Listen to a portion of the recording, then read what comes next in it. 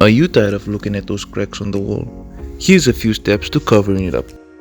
Step 1. Press the putty into the holes and cracks. Make sure to get it in all the tight spaces.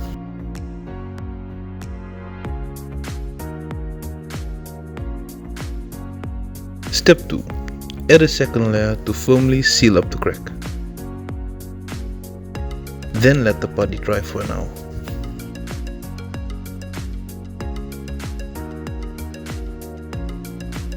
Step 3.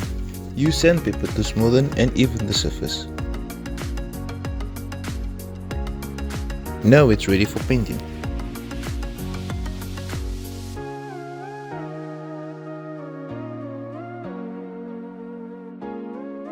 Patch up those cracked surface lines with our Senko wall putty.